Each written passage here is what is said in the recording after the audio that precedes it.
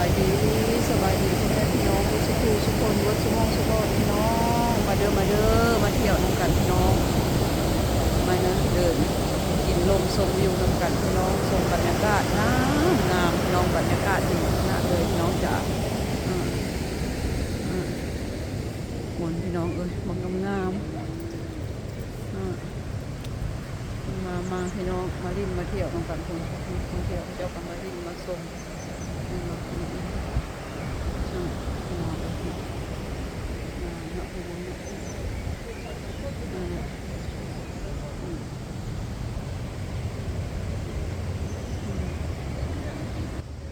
สบายดีพ่อแม่พี่น้องเบิดสุขุสุคนเบิดสมองสุขเด้อพี่น้องเด้อ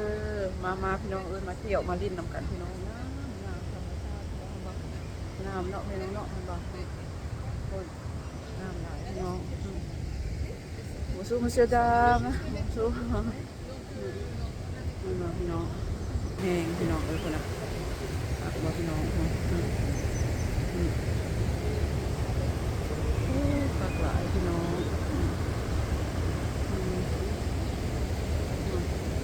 งามเนาะพี่น้องเนาะนะปักขนาดเลยพี่น้อง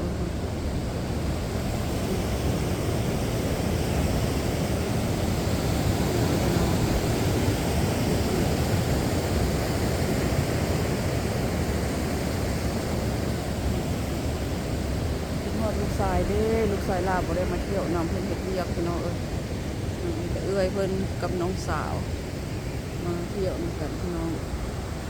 พี่น้องเนาะพี่น้องเดี๋ยวก็ที่งามพี่น้องจ๋าคักพี่น้อง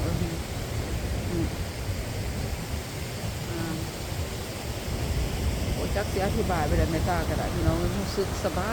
ยใจน้ำพี่น้องพี่น้องนี่แห้งน้องนุ่งลูกหลานจะไปทางไหนละคนเขาเจ้าไปพุ่นละมันมีก็งามนะพี่น้องเห็นไหม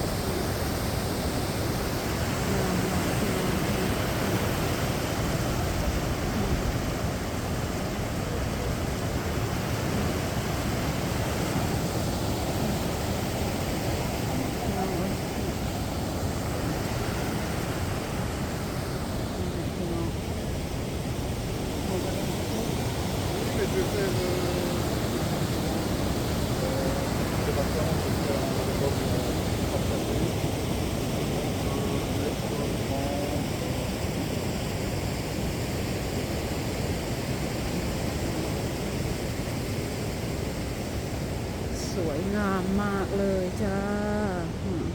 งามหัวเนาะพี่น้องเนาะพักบอกเนาะ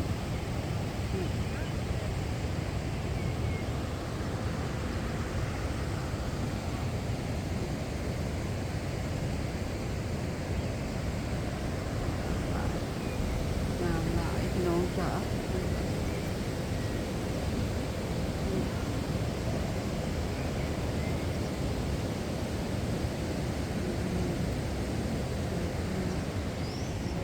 ซื้อติเกตกุ๊กลูก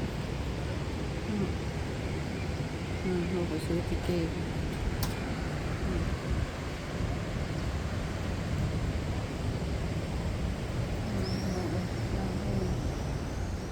เสร็จแล้วก็มีความสุขความสบายใจเนาะพี่น้องได้มาลิ้นมาเที่ยวก็ได้มาเที่ยวน้ำกันผู้ใดบ่ได้มาก็มาเที่ยวมาเบิ่งน้ำกันพี่น้องจ๋า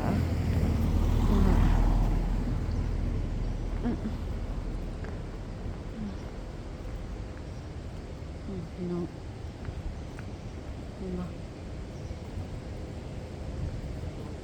คือได้ซื้อติเก้ลูกซื้อติเก้ปะ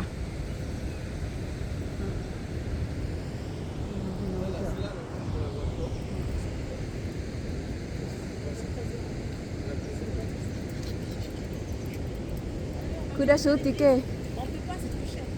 เอาไว้โทนเขาเลยอู้ไปเบิ่งอีหยังล่ะซื้อติเก้ฮะอ๋อแพงโพดเนาะลุงเนาะ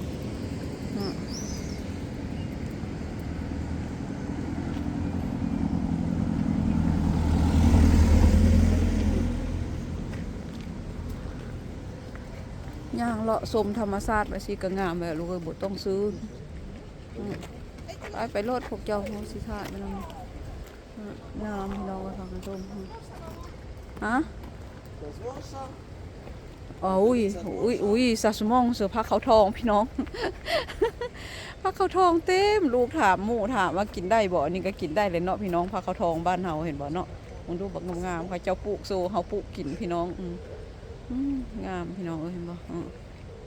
พักเนาะพี่น้องเนาะมาเที่ยวนำกันพี่น้องงามคักอีหลีได้นี่พี่น้องเอ้ยคนนะคนพักเขาทองเฮาก็ได้พี่น้องคนงามเขาเจ้าปลูกโซได้เฮาหันปลูกกินเนาะพี่น้องตั้งซาขี้ออกมาเลย2 ฟองเนาะเนาะงามพี่น้องทุกคนเดี๋ยวไปคนนี่พี่น้องจ๋า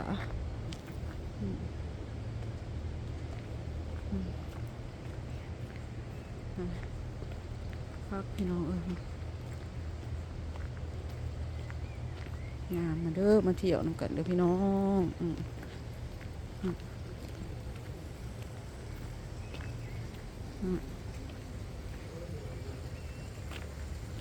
พี่น้อง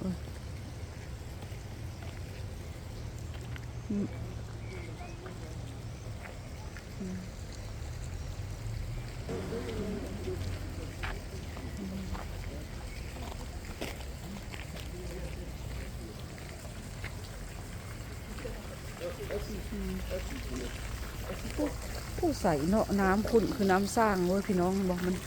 เป็นคือน้ำสร้างเนาะพี่น้องเห็นบอกใส่งามโอ้ป่ากระมีพี่น้องบอก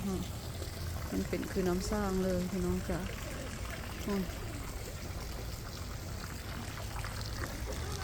ฮะไปโฟโต้on peut faire comme ça allez attends tous les 5 allez viens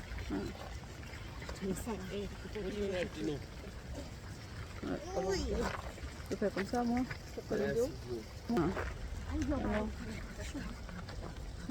งามพี่น้องถ่ายรูปไปเบิ่งไป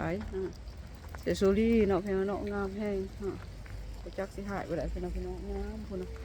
ธรรมชาติเห็นบ่พี่น้องงามคักอีหลีได้พี่น้องจ๋าตาก็ดีใจพุ่นทางนี้ก็ได้พี่น้องก็แกงกองไว้พี่น้องเห็นบ่เดี๋ยวไปทางไหนก็งามเนาะพี่น้องเนาะ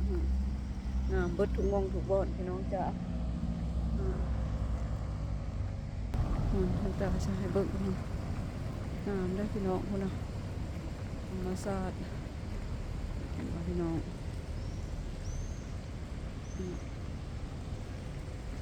พี่น้องจ๋างามมันก็งามพี่น้องต้นไม้ยาวเนาะทางเนาะคนน่ะ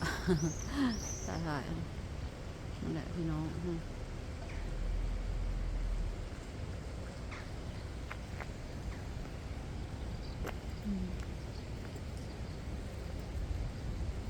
งามกินลมชมวิวพี่น้อง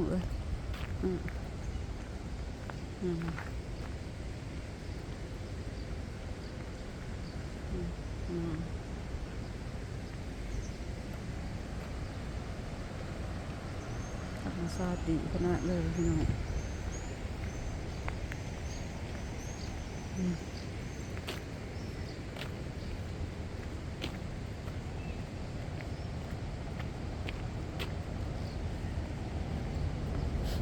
สอนความงามพี่น้องเนาะ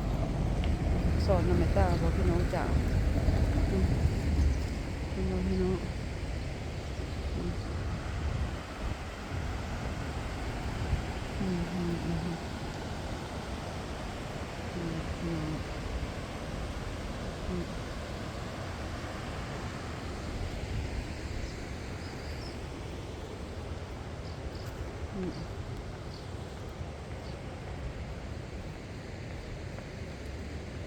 อ้าว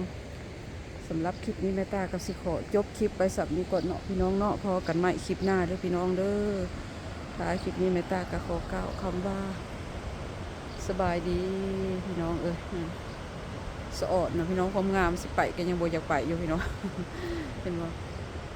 เนาะพี่น้องงามบ่สวยงามคักเนาะพี่น้องเนาะนะแม่ตาเราสะอดเด้ออ่อนซ้อนพี่น้องจ้ะงามพี่น้อง เอาเท่านี้แหละพี่น้องโชคดีร่ำรวยอยู่ดีมีแหงเบิดสุขูสุคนเด้อพี่น้องเด้อความเจ็บจะได้ความไข้อย่ามี